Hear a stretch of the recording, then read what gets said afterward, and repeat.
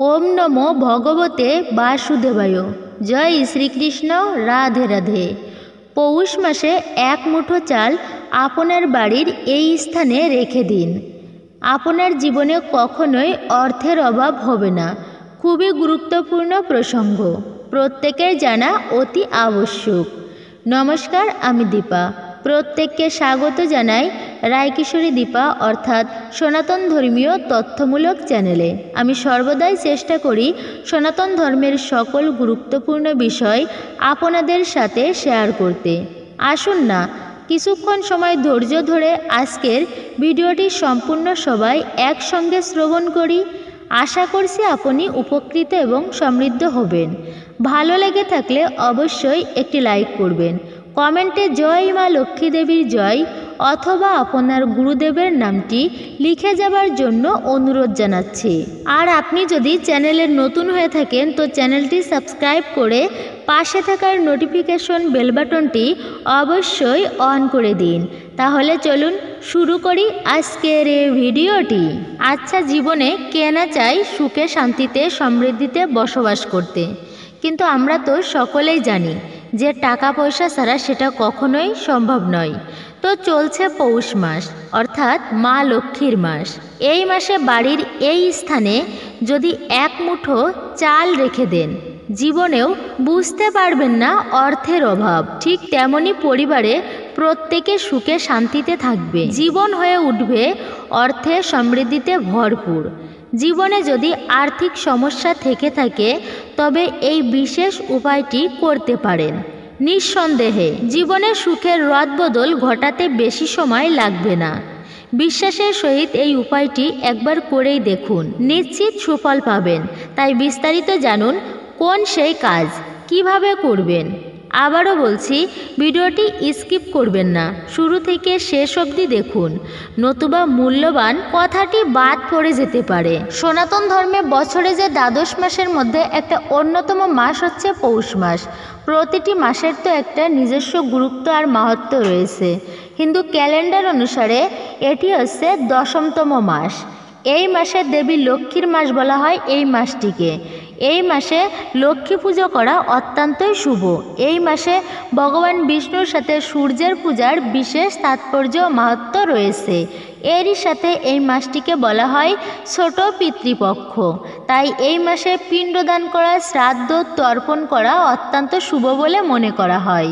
পূর্বপুরুষদের আত্মার শান্তি পায় এবং পরিবারে আসে সদস্যদের মধ্যে সুখ ও সমৃদ্ধি আগমন ঘটে। তো যেহেতু এটা পৌষ মাস আর এই মাসটা মা লক্ষ্মী দেবীর মাস, বিশেষত মা লক্ষ্মী দেবী হচ্ছেন ধন সম্পদ ও ঐশ্বর্যের দেবী।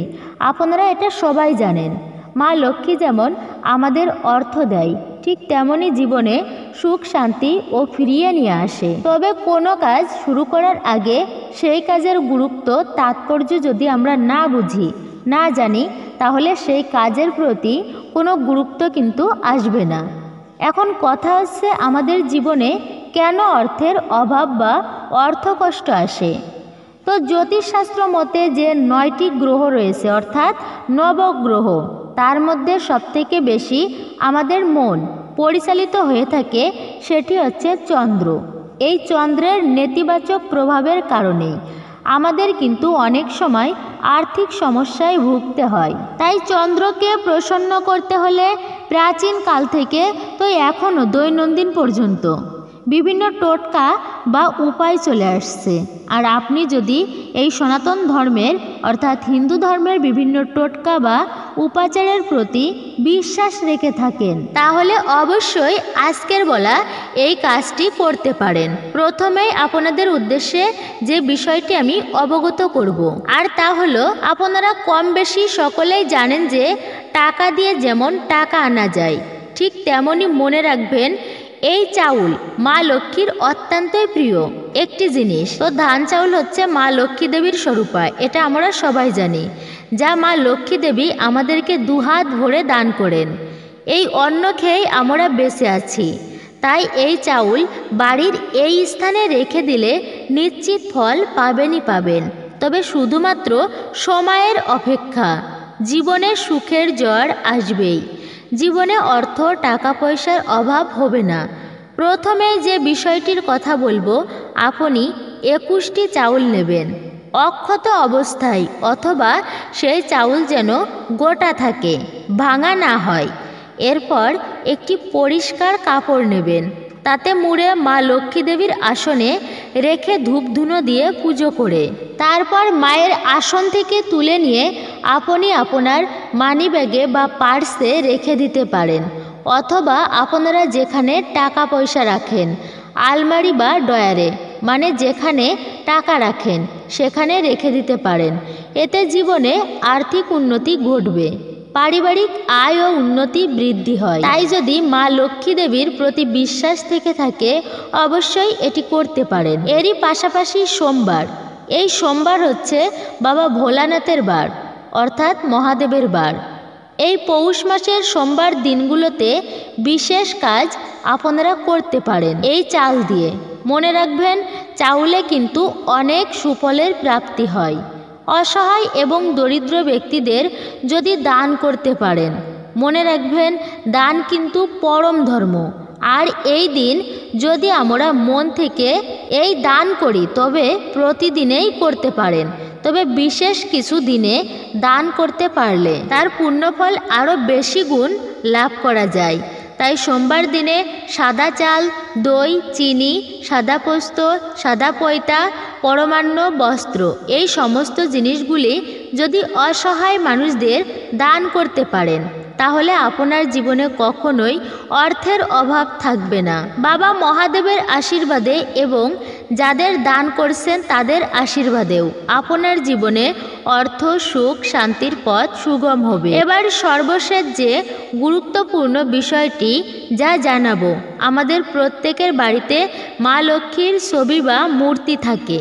আপনারা ঠাকুর ঘরে মা লক্ষ্মীর উদ্দেশ্যে যদি এই কাজটি করতে পারেন এক মুঠো চাল দিয়ে, তাহলেও কিন্তু নিশ্চিত ফল আপনি পাবেনই পাবেন।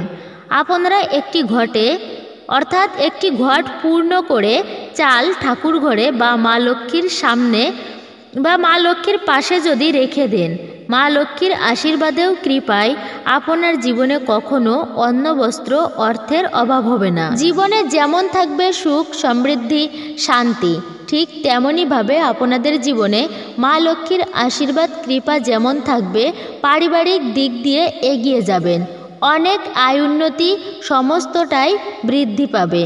তাই এই কাজটিও করতে পারেন।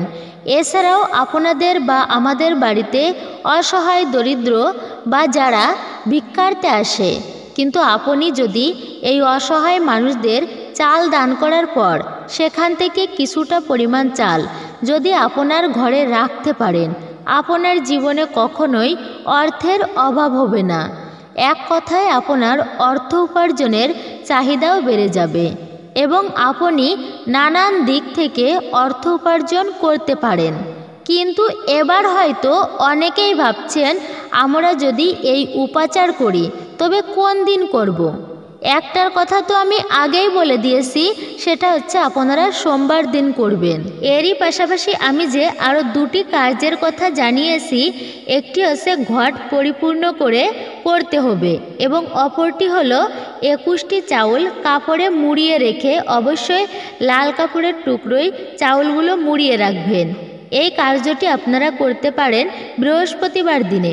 শুধুমাত্র পৌষ মাসে বৃহস্পতিবার নয়, বছরের যে কোনো বৃহস্পতিবারে আপনারা এই কার্য করতে পারেন। কারণ বৃহস্পতিবার তো যেহেতু মা লক্ষ্মীরই বার বলা হয়, নিশ্চিত সুফল পাবেন মা লক্ষ্মীর আশীর্বাদ ও কৃপায়। তো এই ছিল আমাদের আজকের ভিডিওটি আপনাদের কাছে কেমন লাগলো এবং নিজের মতামত অবশ্যই জানাবেন।